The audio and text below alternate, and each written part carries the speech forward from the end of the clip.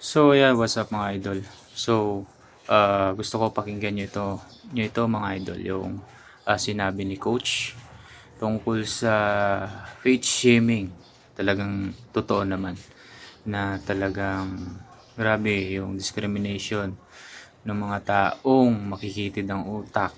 Ayan, puro pambubuli. So, hindi naman nila kayang gawan sa sarili nila. Ang ginagawa lang nila ay idamay ka sa katarantaduhan or sa kakitidan ng utak.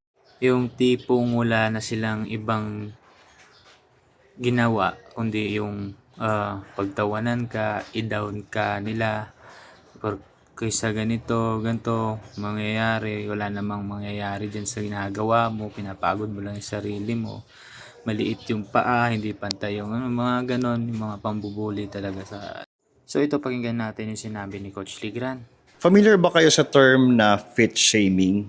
Oo, tama kayo ng dinig. Hindi fat shaming, fit shaming. At totoong nangyayari ito. Sino ba naman nakakaranas nito? Ang nakakaranas nito ay yung mga fit people, bodybuilding athletes, mga fitness influencer, or even mga beginner to intermediate na nagkakaroon ng significant progress.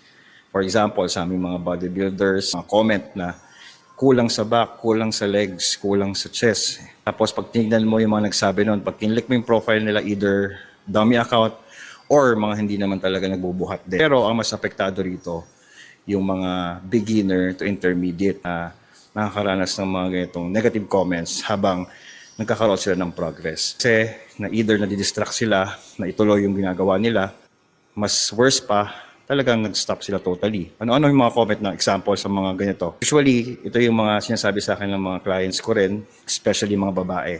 Pag pumayat, ang laki ng pinayat, may magko-comment dyan, sasabihin, ang laki ng pinayat mo, pero hindi bagay sa'yo. Mas bagay sa'yo yung mataba ka. Mas mukha kang matanda pag payat ka. Meron pa, pag nag-gain ng significant na muscles ang babae, nag-improve yung overall physique.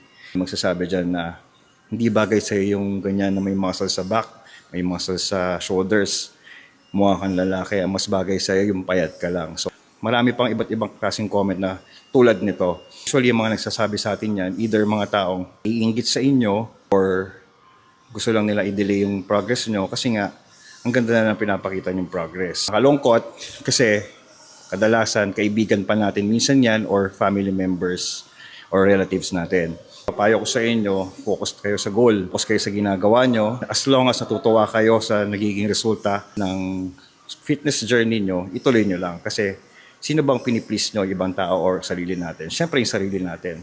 Huwag tayong mabuhay sa approval ng iba para maging masaya talaga tayo.